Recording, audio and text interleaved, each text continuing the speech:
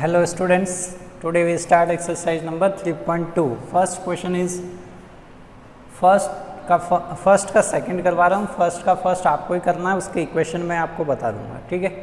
First है 5 pencils and 7 pens together cost is ₹50, whereas 7 pencils and 5 pens together cost is 46. Find the cost of 1 pencil and 1 pen, 1 pen और 1 pencil की क्या cost है। इस problem का solution करना है।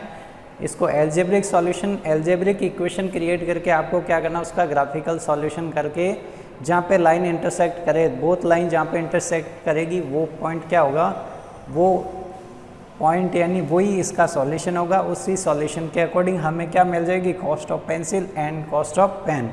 तो क्या करते हैं, हम एज्यूम करते हैं let cost of pencil, pencil की क्या कॉस्ट है, 1 पेंसिल की कॉस्ट क्या है, x रुपीज़ है। कितने रुपीज़ है, x। Cost of pen, pen की क्या कॉस्ट है, y रुपीज़, ठीक है। वैसे ही मैंने फर्स्ट एक और एग्जांपल लिया था। मान लो ये मैं ऐसे परचेज करने जा रहा हूँ, क्या ये पेन और ये डस्टर परचेज करने जा रहा हूँ, ठीक है। मैंने ऐसे 4 पेन परचेज किए। कितने पेन परचेज किए, 4 पेन परचेज किए। एक पेन की कॉस्ट क्या है, 25 रुपीज़ है। फिर उसके साथ मैंने क्या परचेज किया है, मैंने ये डस्टर भी परचेज की। ऐसे डस्टर कितने परचेज किए, 5 किए, 5 डस्टर। एक डस्टर की प्राइस क्या है, 20 रुपीज़। तो मेरे को टोटल कितना पे करना पड़ेगा, तो ये आपका हो गया 100, ये भी हो गया 100 इन 200।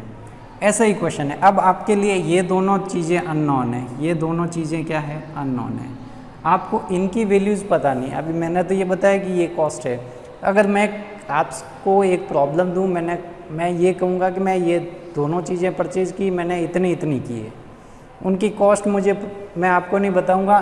और मैं कितना बता दूँ, आपको बता दूँ कि 200 दिए, तब क्या आप बता दोगे, तब नहीं बताओगे। उसके लिए मेरे को एक और इक्वेशन चाहिए, यानी ऐसा कैसे एक और सेट देना होगा कि मैं सेकंड टाइम इतनी चीज़ें ये परचेज की, इतने रुपए दिए, तब आप बता सकते हो, ठीक है।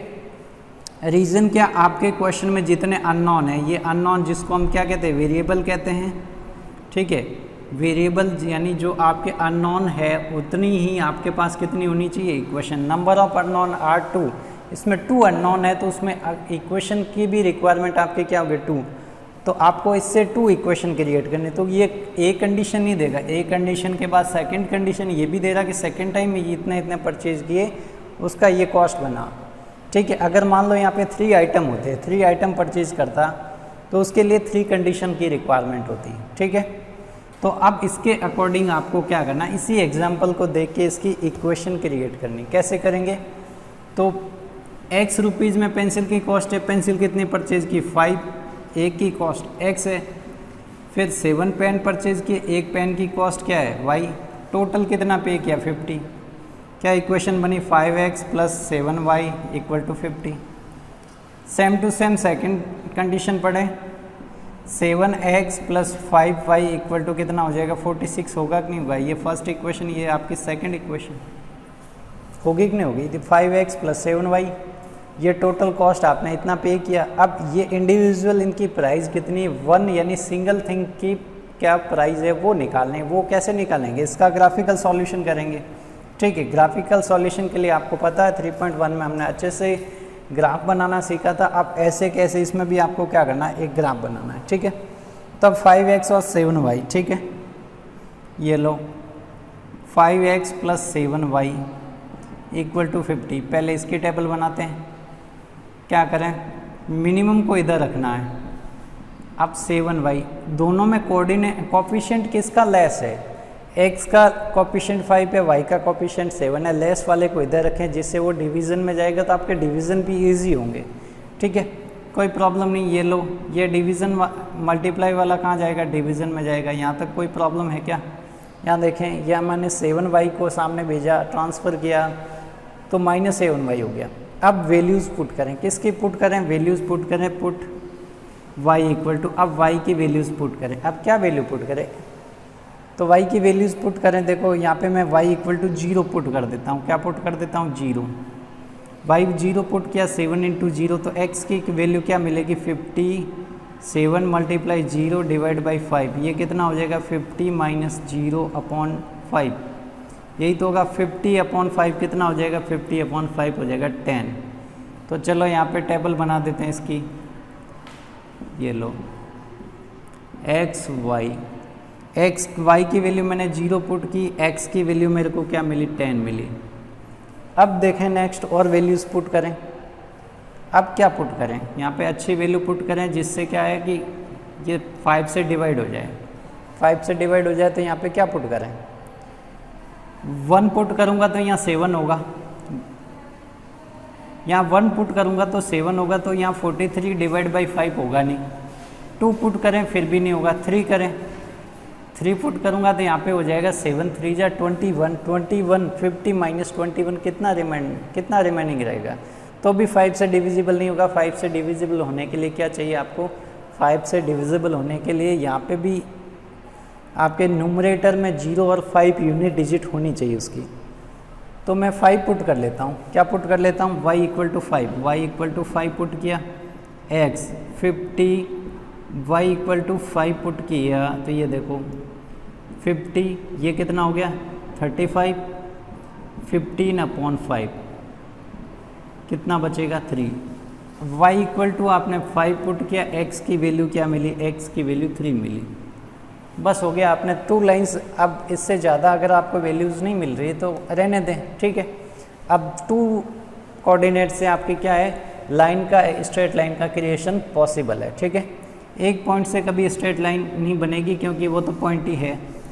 अब सेकंड के लिए, अब फर्स्ट इक्वेशन का तो हो गया, सेकंड इक्वेशन के लिए आपको क्या करना, इसके लिए ग्राफ बनाना 7x। अब इसमें भी क्या करें, किसको इस साइड रखें 5y, ये लो 46, मैं 7x को सामने भेज दिया, कम वाले को मिनिमम वाले को इधर रखें, ठीक है, जिससे आपके डिवीज़न इजी हो जाएगा। अब y इक्वल टू क्या हो जाएगा 46 माइनस 7x अपॉन 5। अब वैल्यूज़ पुट करें, x की वैल्यूज़ पुट करें, किसकी पुट, x इक्वल टू क्या पुट करें, आप देखें। अब 5 से डिवाइड होने के लिए, 5 से डिवाइड होने के लिए यहाँ पे क्या चाहिए 0 और इसके सॉल्यूशन, इसको सॉल्व करने पे यूनिट डिजिट 0 और 5 बचेगी, तब आपका डिवीजन होगा। यहाँ पे पुट क्या कर लें, यहाँ पे 3 पुट कर लें, x इक्वल टू 3 पुट किया, तो इस बार में क्या, ये टेबल किसकी है, ये इसकी है। अब इसकी टेबल हम बनाएंगे यहाँ पे, ये लो। अब x इक्वल टू 3 पुट कर रहा हूँ, तो अब x पुट करूँ y मिलेगा 46, ये 7 यहाँ पे 3 पुट किया, कितना आया 46, ये 21 अपॉन 5, सॉल्व किया 46 माइनस 21 कितना होगा 5, कितना बचा 2, 25 अपॉन 5, क्या रिजल्ट मिलेगा 5। तो y की वैल्यू मेरे को क्या मिली, y की वैल्यू मिली मेरे को 5। अब क्या 0 पुट करें, क्या 0 पुट करेंगे तो भी 5 से डिवाइड नहीं होगा क्योंकि यहाँ पे 0 हो जाएगा, ये टोटल 0 46। अब ऐसी एक और वैल्यू बताओ जिससे क्या होगा, आपके अच्छे से क्या होगा, परफेक्टली डिवीज़न होगा। नहीं तो पॉइंट्स में भी कर सकते हो, ऐसा नहीं कि पॉइंट्स में नहीं कर सकते, पॉइंट्स में भी आप डिवीज़न कर सकते हैं, पॉइंट्स का भी ग्राफ बनता है, पॉइंट्स में रिजल्ट आए तो भी कोई प्रॉब्लम नहीं है। लेकिन अभी हम ऐसी वैल्यूज़ रखें जो नेचुरल वैल्यूज़ मिले आपको, ठीक है, यानी आपको एक होल नंबर मिले। अब 7 पुट कर लें, क्या 7 7 जा 49 नहीं होगा, 3 के बाद 4 किया, 4 से नहीं होगा, 5 से पुट करें, 5 से भी नहीं आएगा, 6 से भी नहीं आएगा, 7 8 पुट करें तो यहाँ पे 56, 8 से हो जाएगा। तो हम पुट क्या करें, x इक्वल टू 8 पुट करें तो y की वैल्यू क्या मिलती है, यहाँ देखो कितना आया माइनस का 10, तो रिजल्ट क्या मिलेगा -2। y equal to x equal to 8 put किया, x इक्वल टू 8 पुट किया, y इक्वल टू क्या बचा -2। अब इससे भी आपके ग्राफ का क्रिएशन पॉसिबल है, ठीक है। अब करते हैं इसका, क्या करते हैं, इसका ग्राफ बनाते हैं जिससे आपको क्या मिलेगा, रिजल्ट मिलेगा, ठीक है। जहाँ पे वो दोनों लाइंस मीट करेगी उस पॉइंट पे आपको क्या मिल जाएगी, cost of pen and cost of pencil मिल जाएगी। ये लो x 0 y, ये x डैश, इस क्वाड्रेंट में तो वैल्यू कहाँ तक है, -2 है y की, ये लो -1 -2 -1 -2, ये आपकी y डैश, ये y।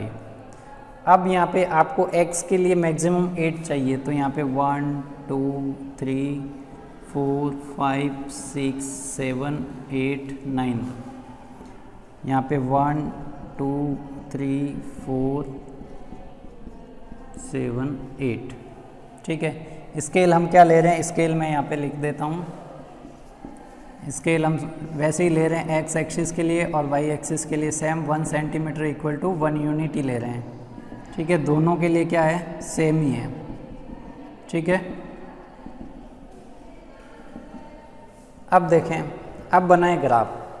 x का 10 भी है, ये ला x का 10 एंड y का 0। कोऑर्डिनेट क्या है, x का कोऑर्डिनेट 10 एंड y का कोऑर्डिनेट 0 है। y कोऑर्डिनेट कौन सी एक्सिस पे होता है, तो y कोऑर्डिनेट 0 होता है x एक्सिस पे, दूसरी वाली एक्सिस पे वो 0 होता है। ठीक है, तो ये रहा x का 10 और यहाँ पे y की वैल्यू क्या है, 0। अब x का 3 एंड y का 5, x का 3 तो x के 3 से चलना स्टार्ट करना, y के 5 तक, x का 3 y का 5। इन दोनों पॉइंट्स को ज्वाइन करते हुए हम लाइन बनाएंगे। ये लाइन कौन सी होगी, ये लाइन आपकी कौन सी है, ये आपकी 5x + 7y = 50 है। ये इसके लिए एक टेबल है। अब ये टेबल किसकी है, इस लाइन की है। ठीक है, इससे पहले ये ओरिजिनल इक्वेशन ये थी 7x + 5y 46। ठीक है, x का 3 y का 5, x का 3 y का 5 यही सिमिलर है। एंड अब देखो x का 8 एंड y का -2, x का 8 तो ये रहा, x का 8 ये रहा, y का -2, y माइनस में कहाँ आता है, यहाँ पे, ये लो। तो इन दोनों पॉइंट्स को ज्वाइन करते हुए लाइन बनाएंगे। वो लाइन किसकी होगी, तो x का 8 एंड y का -2, ये लाइन कौन सी है, 7x + 5y = 46। अब आपको फाइंड करनी कॉस्ट ऑफ, तो कॉस्ट ऑफ हमने क्या ली थी, कॉस्ट ऑफ पेंसिल क्या थी, तो कॉस्ट ऑफ पेंसिल क्या थी, कॉस्ट ऑफ पेंसिल क्या थी, एक पेंसिल की कॉस्ट क्या थी, x रुपीज़ थी। x की वैल्यू क्या है, x की वैल्यू यहाँ पे क्या है, 3, तो 3 रुपीज़ है, कितनी है, 3 रुपीज़। कॉस्ट ऑफ पेन आपको फाइंड करना, कॉस्ट ऑफ पेन क्या थी, y थी, y की वैल्यू यहाँ पे जो मीटिंग पॉइंट होता है वही उसका सॉल्यूशन है, वही आपकी क्या मिलेगी, कॉस्ट। तो 5 रुपीज़ का क्या है, पेन है। ठीक है, 5 रुपीज़ का पेन है। आंसर वेरीफाई करना, तो यहाँ देखो 5 पेंसिल परचेज़ की, 5 पेंसिल परचेज़ की, इनटू क्या करोगे 3, 7 आपने क्या पेन परचेज़ किए, कितना बना 15 और ये 35, 50 हुआ कि नहीं हुआ, यही तो कह रहा है 50 उसकी क्या है, कॉस्ट है। तो अब आपका वेरिफिकेशन भी हो गया कि आपका आंसर राइट है या रॉन्ग है। ठीक है, तो ये था आपका फर्स्ट क्वेश्चन। अब फर्स्ट का सेकंड, और फर्स्ट काफ़ी इजी था तो मैं उसकी इक्वेशन बनाना बता देता हूँ। फर्स्ट काफ़ी इजी था तो उसकी क्या करूँ, मैं इक्वेशन बनाना आपको बता देता हूँ। ठीक है, इक्वेशन बना के आप उसका सेल्फ ग्राफ बना देना और उसका सॉल्यूशन बता देना। ठीक है,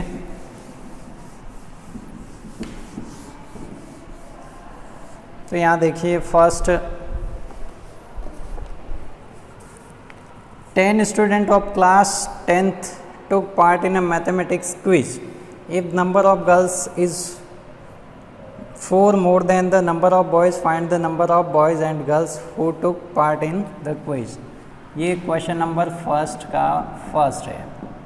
इसमें क्या करना, लेट नंबर ऑफ बॉयज़ या नंबर ऑफ गर्ल्स ले लो कोई भी,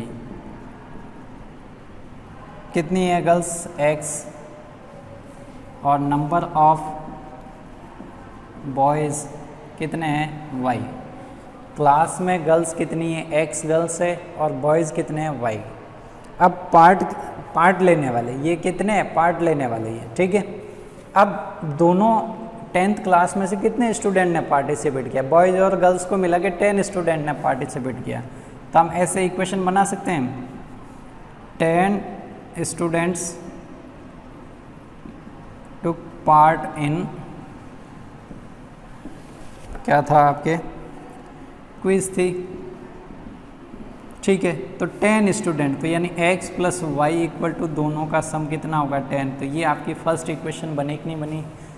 गर्ल्स एंड बॉयज़ का सम कितना है 10। सेकंड कंडीशन देखो, if the number of girls is 4 more than the number of boys, girls ज़्यादा है, ठीक है, तो क्या लिखा हुआ है number of girls more than 4 more than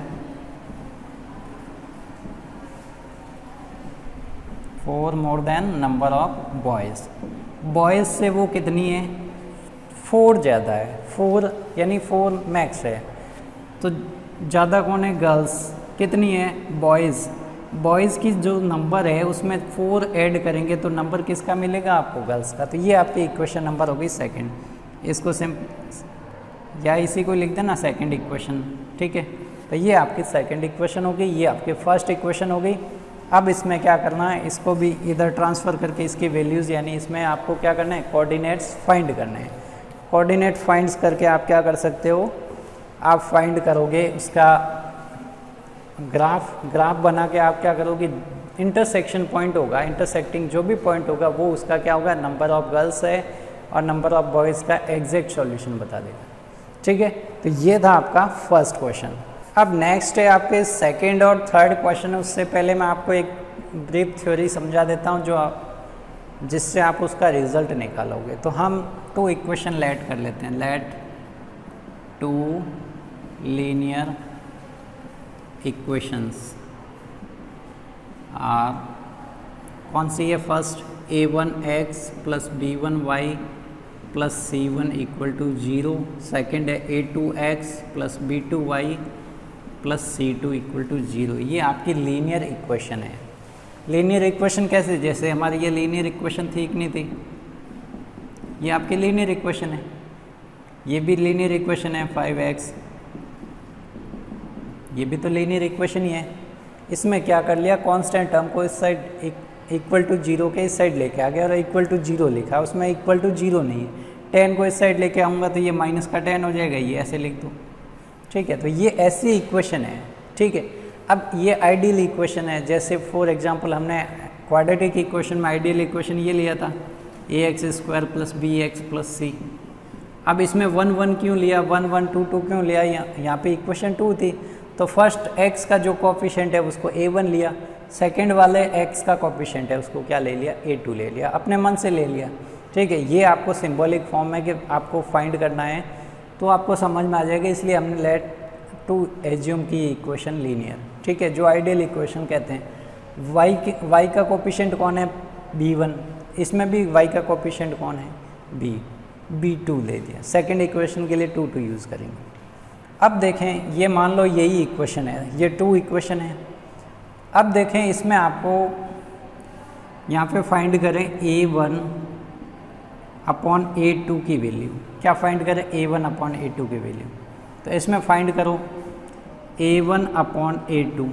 a1 की वैल्यू क्या है, फर्स्ट इक्वेशन के जो मल्टीप्लाई में है वो क्या है a1, ये 2, a2 क्या है जो x का कोफिशिएंट है सेकंड इक्वेशन का, ये इसको सिंप्लीफाई कर सकते हैं, 2/5 को नहीं कर सकते। अब नेक्स्ट b1 अपॉन b2, अब b क्या है जो y का कोफिशिएंट है फर्स्ट इक्वेशन में, ये आपके फर्स्ट है ये सेकंड है, तो फर्स्ट में ये 3 है और यहाँ पे क्या -2 c। अब देखें ये दोनों चीज़ें सेम है कि नहीं है, इन दोनों का रेशियो सेम आया क्या, a1 अपॉन a2 का रेशियो 2/5 आया, b1 अपॉन b2 का रेशियो क्या आया, ये दोनों डिफरेंट है कि नहीं, ये दोनों डिफरेंट है। दोनों डिफरेंट का मीन्स क्या, आपका केस फर्स्ट हो गया। जब आपके ऐसी कंडीशन आ जाए कि a1 upon a2 and b1 upon b2 not equal आ जाए, दोनों नॉट इक्वल आ जाए, दोनों का रेशियो डिफरेंट आ जाए, तो उससे आप पहले ही प्रेडिक्शन कर लेंगे कि क्या रिजल्ट होने वाला, आपके जो लाइन्स है वो मीट करेगी या नहीं करेगी या पैरेलल जाएगी, 3 कंडीशन होती है। तो इसमें क्या होगा, इसमें कैसे होगा, सॉल्यूशन कैसा होगा, नेचर ऑफ सॉल्यूशन क्या होगा, नेचर ऑफ सॉल्यूशन क्या होगा, तो इसमें क्या होगा, यूनिक सॉल्यूशन होगा। क्या होगा, यूनिक सॉल्यूशन होगा। यूनिक का मीन्स इसको कह सकते हैं एग्जैक्ट वन सॉल्यूशन। क्या कहेंगे, वन सॉल्यूशन, एक सॉल्यूशन मिलेगा आपको। क्या मिलेगा, ये केस फर्स्ट है। अब इसमें इसको हम क्या कहेंगे, जब वन सॉल्यूशन मिला, यानी जब भी आपका वन या अनलिमिटेड सॉल्यूशन मिलेगा, 2 सॉल्यूशन कभी नहीं मिलेंगे। ठीक है, तो ये आपके केस हो गए। फर्स्ट केस ये है, ठीक है, ये रेशियो आपके किसका हो गया, रेशियो ऑफ कोएफिशिएंट्स। ठीक है, अब इसमें क्या होगा, इसमें आपके लाइन कैसी होगी, नेचर ऑफ लाइंस कैसी होगी, यानी वो ग्राफिकल में ग्राफ बनाएंगे उसका कैसा होगा। ठीक है, तो इसमें लाइन कैसी होगी, तो इंटरसेक्टिंग लाइन होगी, इंटरसेक्टिंग लाइंस। लाइंस, दोनों लाइंस बनेगी ग्राफ में, वो ऐसे कट करेगी, एक पॉइंट पे कट करके जाएगी। और आपको मालूम है जहाँ पे एक जगह, जहाँ पे लाइंस कट करती है, स्ट्रेट लाइन जहाँ पे आपके लीनियर यानी लाइंस आपके कट करती है, उस पॉइंट को ही तो हम क्या कहते हैं, उस पॉइंट को तो हम सॉल्यूशन कहेंगे। तो अब ये एक ही पॉइंट पे इंटरसेक्ट करे तो इसका यूनिक सॉल्यूशन ही तो होगा। अब सेकंड केस, इसके लिए मैं नया क्वेश्चन दे देता हूँ, उसके लिए चेक करें। ठीक है, 2x + 3y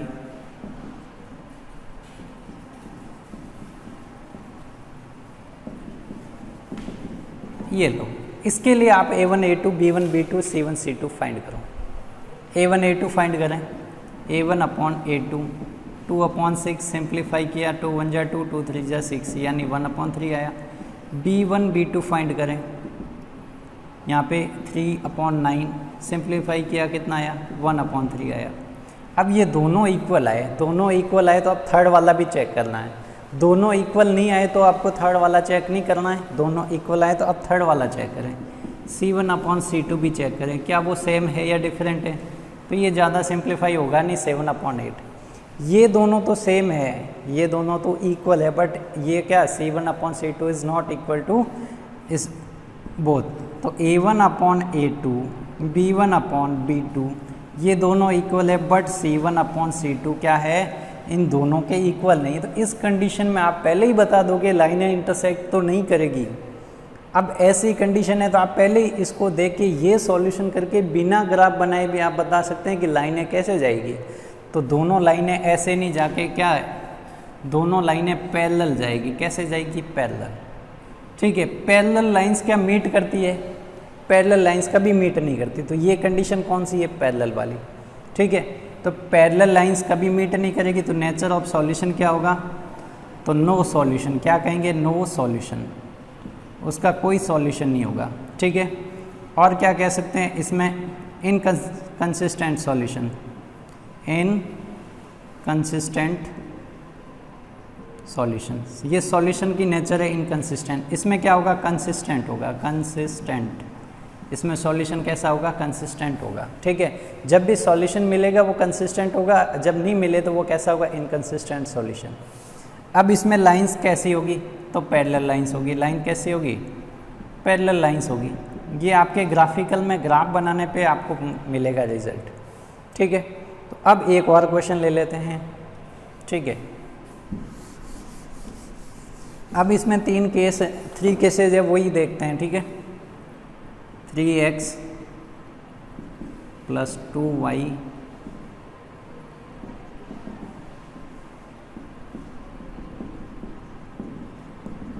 अब देखें, ये क्वेश्चन है, इसमें आप फाइंड करें a1/a2, a1/a2 3/6 क्या आया, 1/2।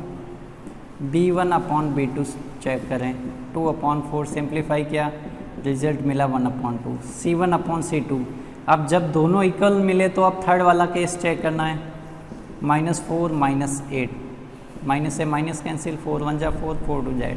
इसमें क्या है, 1/2। इस कंडीशन में क्या मिला आपको, थर्ड केस आपको मिला a1/a2 B1 upon B2 and C1 upon C2, ये भी सेम है। इस कंडीशन में क्या होगा, इस कंडीशन में नेचर ऑफ सॉल्यूशन क्या होगा, नेचर ऑफ सॉल्यूशन क्या होगा, infinite solution, infinite solution, infinite solution. और क्या कहेंगे, consistent solution, consistent solution.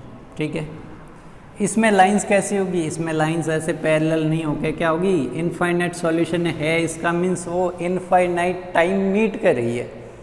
Infinite का मीन्स हम कैलकुलेट नहीं कर सकते कितने बार मीट गई, लेकिन बहुत बार। तो वो लाइंस कैसी होगी, ऐसे होगी, कोइंसिडेंट लाइन होगी। कैसी होगी, कोइंसिडेंट, यानी एक लाइन को टच करते हुए दूसरी लाइन। फॉर एग्जांपल ये फर्स्ट लाइन होगी, दूसरी लाइन पे इस ऐसे पास हो रही है, तो दोनों लाइनें हर पॉइंट पे मीट करिए तो इसके सॉल्यूशन क्या होंगे, बहुत सारे। ये कंडीशन आपके अलग होती है, एक लाइन ऐसे जाती है, एक लाइन ऐसे जाती है, तो एक ही पॉइंट पे मीट करती है। और एक कंडीशन कौन सी होती है, एक कंडीशन ये पैरेलल वाली होती है, तो ये दोनों लाइनें कभी मीट नहीं करेगी। 3 कंडीशन हो गई आपके। ठीक है, तो इसमें हम क्या लिखेंगे, लाइंस की नेचर कैसी होगी ग्राफ में, तो कोइंसिडेंट होगी। तो लाइंस कैसी होगी, कोइंसिडेंट लाइंस, यानी कोइंसाइड करेगी, एक के ऊपर दूसरी लाइन होगी। ठीक है, तो ये आपके 3 केसेस थे। अब 3 केसेस के अकॉर्डिंग हम क्वेश्चंस भी सॉल्व करेंगे। ठीक है, अब question number 2, on comparing the ratio A1 upon A2 and find whether the lines representing following pairs of linear equation intersect at a point parallel and coincident. अब आपको क्या करना है, ये तीनों कंडीशन बतानी है। क्या है कि लाइंस की नेचर क्या है ग्राफ में, क्या वो पैरेलल है, क्या इंटरसेक्ट कर रही है, इंटरसेक्ट का मीन्स वो मीट करिए 1 पॉइंट पे, और कोइंसिडेंट ये क्या है, इसमें देखो लाइनें ऐसे जाती है, पास होती है, इसमें इंटरसेक्ट करती है। ये कोइंसिडेंट में एक ही लाइन दूसरी लाइन के ऊपर पास होती है। ठीक है, यानी आपको दिखने में एक ही लाइन दिखेगी। ठीक है, ये इंटरसेक्शन पॉइंट एक ही पॉइंट पे मीट के लिए पैरेलल लाइंस कभी मीट नहीं करती। अब वो आपको बताना कैसे, A1 अपॉन A2 और B1 अपॉन B2 और C1 upon C2 ratio find करके। A1 कौन है, तो x का कोफिशिएंट फर्स्ट इक्वेशन में तो कौन है 5। A2 कौन है, x का ही कोफिशिएंट है लेकिन सेकंड इक्वेशन में। सिंप्लीफाई होगा क्या, नहीं होगा। B1 अपॉन B2 फाइंड करें, -4 अपॉन 6 सिंप्लीफाई होगा, बिल्कुल होगा। ये कितना होगा, 2 1 जा 2, 2 2 जा 4, 2 3 जा 6, इससे ज़्यादा नहीं होगा। क्या ये इसमें ये दोनों चीज़ें सेम है क्या, दोनों सेम नहीं है तो थर्ड आपको चेक भी नहीं करना है। तो आप क्या कहोगे, A1 upon A2 B1 upon B2 not equal to, इनका रेशियो नॉट इक्वल है, तो इन तीनों में से कौन सी कंडीशन होगी, पैरेलल, इंटरसेक्ट या कोइंसिडेंट।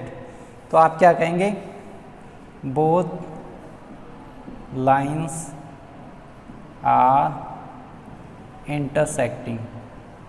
क्या करिए, दोनों लाइनें इंटरसेक्ट करिए, यानी ये लाइनें ऐसे मीट करेगी एक पॉइंट पे।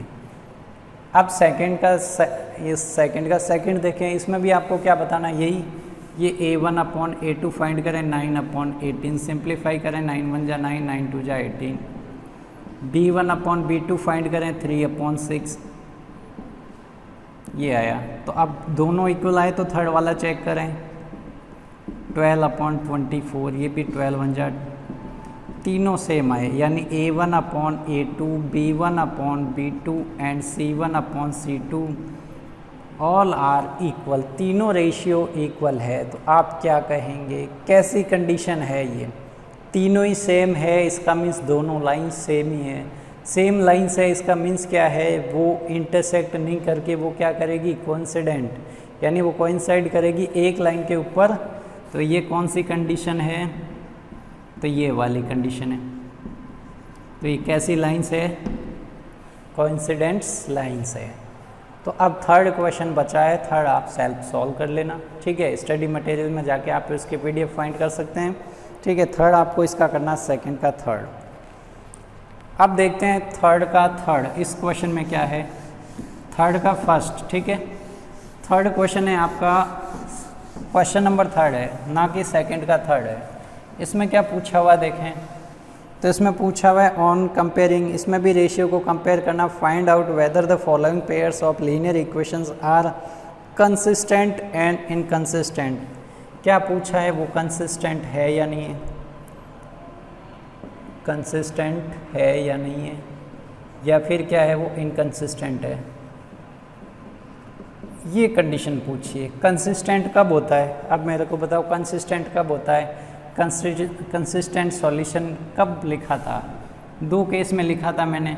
कब, जब लाइनें क्या करती है, इंटरसेक्ट करती है, ठीक है, इंटरसेक्ट करती है। और कब लिखा है, कोइंसिडेंट, जब लाइनों का या तो एक मिनिमम एक सॉल्यूशन हो, यानी जब सॉल्यूशन प्रेजेंट होता है तो वो होता है कंसिस्टेंट। जब सॉल्यूशन प्रेजेंट नहीं होता, सॉल्यूशन कब प्रेजेंट नहीं होता, जब लाइनें क्या हो, पैरेलल होती है, तो आपके इनकंसिस्टेंट होता है। पैरेलल लाइंस का कोई सॉल्यूशन नहीं, तो आप इसको याद रखो, इसको भूल जाओ, ये ऑटोमेटिक याद हो जाएगा। इनकंसिस्टेंट का मीन्स पैरेलल लाइंस, रिमेनिंग आपका क्या है, कंसिस्टेंट सॉल्यूशन। इसी एक चीज़ को याद रखो, सारी चीज़ें आपको नहीं याद रखनी है। जब सॉल्यूशन नहीं है तो वो इनकंसिस्टेंट है। सॉल्यूशन कब नहीं होगा, जब पैरेलल लाइंस होगी, पैरेलल लाइंस कभी मीट नहीं करती तो सॉल्यूशन कैसे पॉसिबल है, ठीक है। तो अब थर्ड क्वेश्चन में आपको यही बताना है कि कंसिस्टेंट है या नहीं है। तो question number third, first question ये रहा,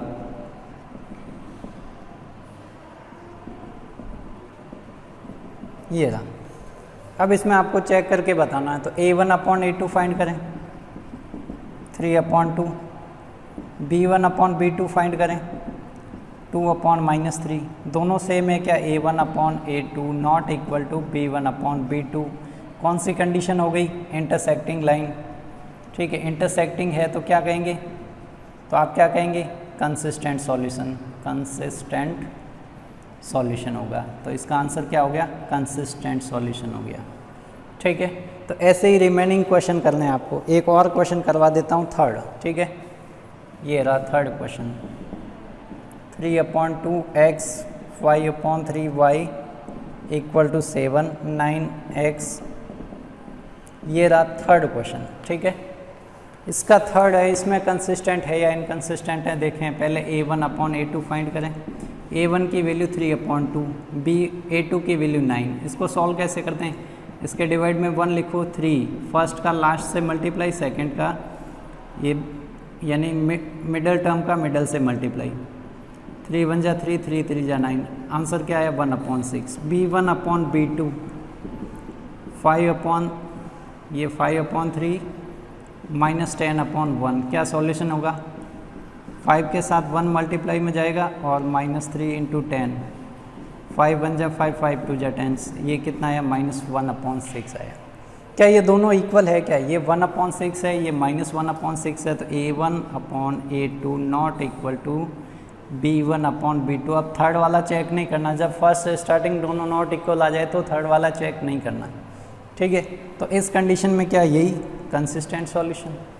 क्यों, ये इंटरसेक्टिंग लाइंस है, ये लाइंस कैसे इंटरसेक्टिंग, जब इंटरसेक्शन होगा तो एक सॉल्यूशन प्रेजेंट होगा। सॉल्यूशन जब भी प्रेजेंट होता है तो वो कौन सी कंडीशन होती है, कंसिस्टेंट सॉल्यूशन की कंडीशन। तो ये 3.2 एक्सरसाइज के फर्स्ट, सेकंड और थर्ड क्वेश्चन की है। जो होमवर्क दिया है उसको आप आज ही कंप्लीट कर लें, ठीक है।